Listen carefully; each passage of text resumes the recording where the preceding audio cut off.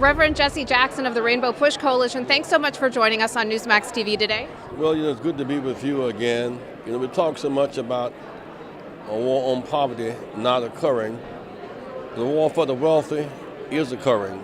The top 95% gain, the top 1% gain 95% of the growth. Verizon did a big bond offering, $50 billion, $265 million in fees. Not one black, not one Latino, not one woman got into the fees.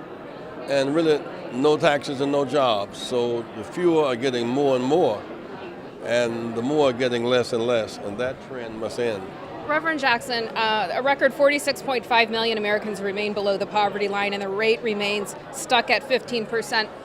Poverty rate remains stuck at 15%. What is the solution here? You say it has to end. How do we go about fixing this? Well, you target the people who are without and bring them into the circle, which is what Lyndon Johnson, he targeted them and put in prenatal care, Head Start and daycare, breakfast feeding programs, and early childhood education.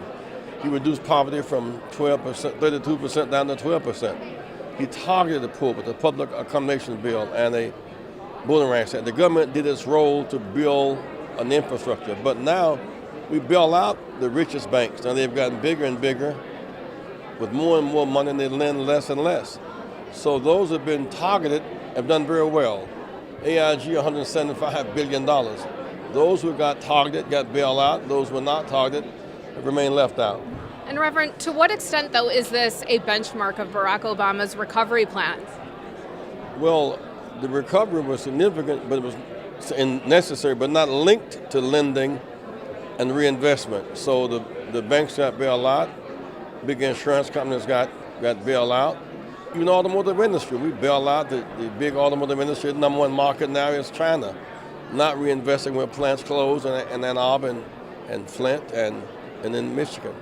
Reverend, a number of people say that Obamacare is hurting the U.S. economy. A number of business owners say that they're reluctant to hire, and of course this hurts the poorest people the most.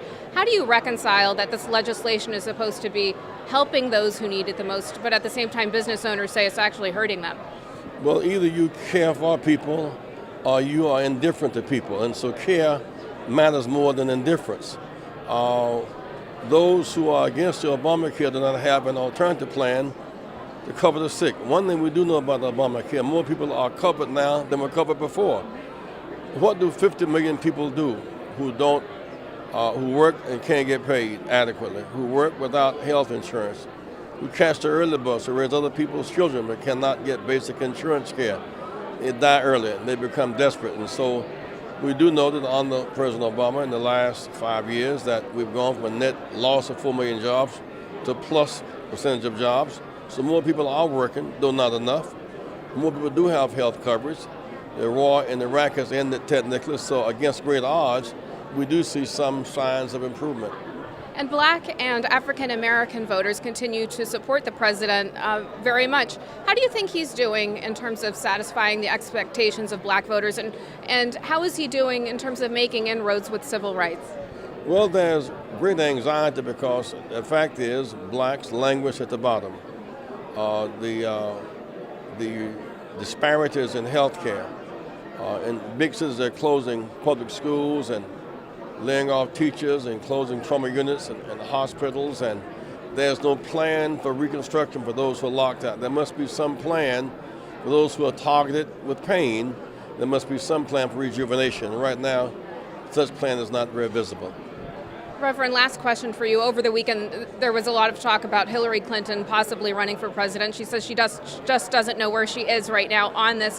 What would you make of a Hillary candidacy, and who would you like to see run for the Democrats? Well, it's early talk. It's just speculation. I have no interest right now in being a part of the speculation conversation. The real issue for now, all of Americans, is how do we wipe out malnutrition without wiping out the malnourished? How do we, in fact, rebuild houses foreclosed by banks? How do we have some plan to revive a war on poverty and for student loan debt forgiveness? We must now focus on the substance of people's lives, not just the next campaigns, much too early. Reverend Jackson, so good to see you. Thanks so much for being with us today. Thank you.